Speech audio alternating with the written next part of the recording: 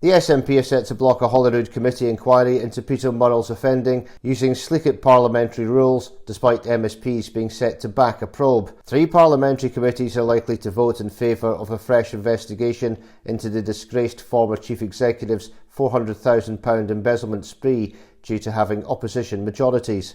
But the Scottish Sun has learned that the SNP could block a move by claiming any probe would be outside the scope of any of Holyrood's committees. Nat's conveners would likely force a vote of Holyrood's Parliamentary Bureau, which has an SNP and Scottish Green majority, ultimately ending any hope of an inquiry.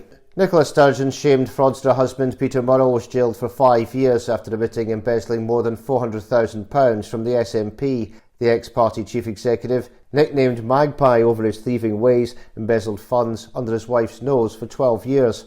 Items he splashed cash on included 2 cars, jewellery and a giant £125,000 motorhome. Murrell's crimes only came to light when police were called in to investigate reports of missing cash that party chiefs claimed had been ring-fenced for a second-party independence referendum. However, they could not find evidence of this crime but discovered items purchased by Murrell that raised concerns. Shocking details of Murrell's illegal 12-year spending spree were laid bare last month when he pleaded guilty to 1 charge of embezzlement. And last month at the High Court in Edinburgh, he was given his sentence. Turning now to that sentence.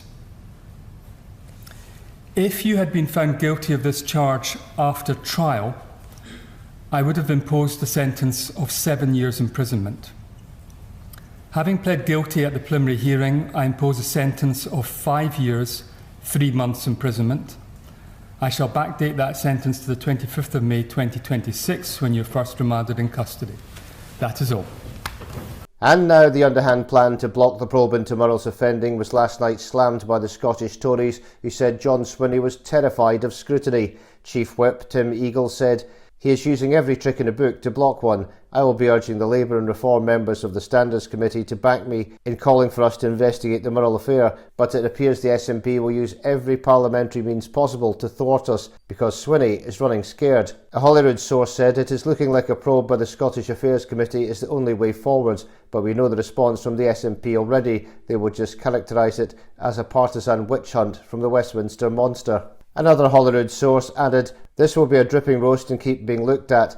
John Swinney is just not convincing anybody that they will have done anything to fix the problems at the heart of the SNP. Westminster's Scottish Affairs Committee this week wrote to Holyrood's Finance, Standards and Public Audit Committees about potential joint working on a probe.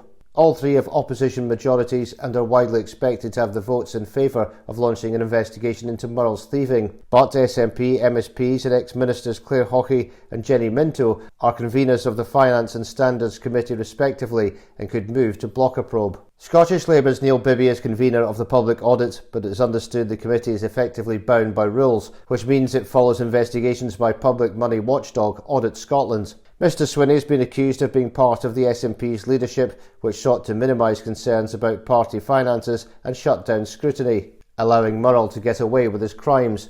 The Scottish Parliament said Holyrood's recess meant no committee could consider a response until September. The SNP were contacted for comment.